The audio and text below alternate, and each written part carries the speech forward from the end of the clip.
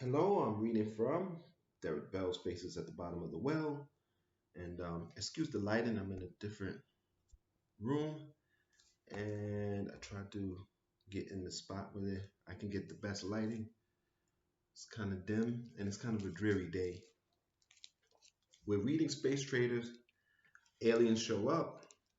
They offer the United States resources it needs.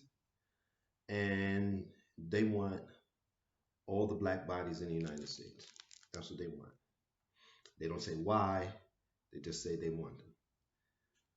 Even so, the corporate leaders decided to try. They planned to launch immediately a major media campaign, television, radio, and the press, to exploit both the integration achieved in America and the moral cost of its loss.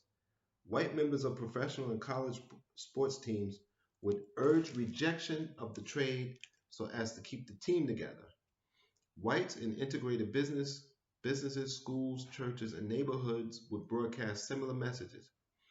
The business leaders even committed large sums of to facilitate campaigning by pro-choice women's groups who were strongly anti-trade. In a particularly poignant series of ads, white spouses in interracial marriages will point out that the trade would destroy their families and beg the public not to support it. Newspapers and magazine publishers promised supportive editorials, but the vice president and other government representatives argued that the immediate political gains from accepting the trade would translate into business benefits as well. With all due respect, Mr. Vice President, he was told, that argument shows why you are in politics and we are in business. It also shows that you are not listening very closely to those of us whose campaign contributions put you in office. We need your financial support, the vice president admitted, but our polls show most white voters favor the trade, and the administration is under increasing pressure to do the same. And as you know, pro trade advocates are promising that with all government debts paid, every American would get a year without any taxes. Believe it or not, some liberal environmentalists are even thinking of giving their support to the trade as the lesser of two evils. Lesser of two evils is no good. Of course, the prospect of heating and air conditioning homes without paying through the nose is very appealing, even to those who don't care a hoot about the environment.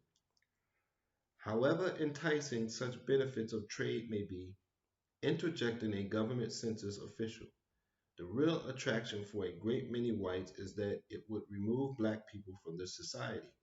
Since the first of the year, my staff and I have interviewed literally thousands of citizens across the country.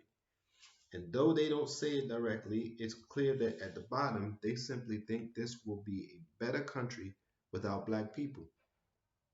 I fear, gentlemen, that those of you who have been perpetuating this belief over the years have done a better job than we knew. I must add what you probably already know, the vice president broke in, that the administration is leaning toward acceptance of the space trade's offer.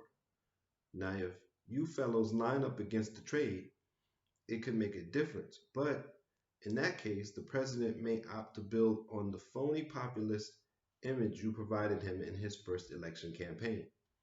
He knows that the working and middle class white people in this country want the blacks to go. And if they get a chance to express their real views in the privacy of a polling place, the trade plan will pass overwhelmingly. Bullshit, roared a billionaire who had made his fortune in construction. I'm sick of this defeatist talk.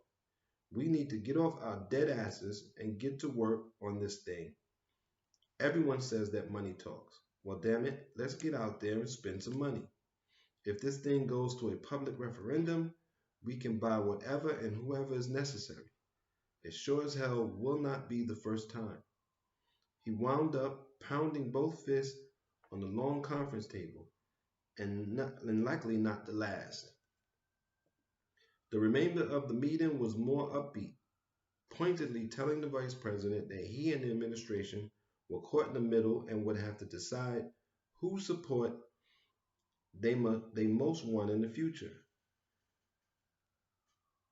The business leaders began making specific plans to suspend all regular broadcasting and through 16 January to air nothing but anti-trade ads and special trade programs.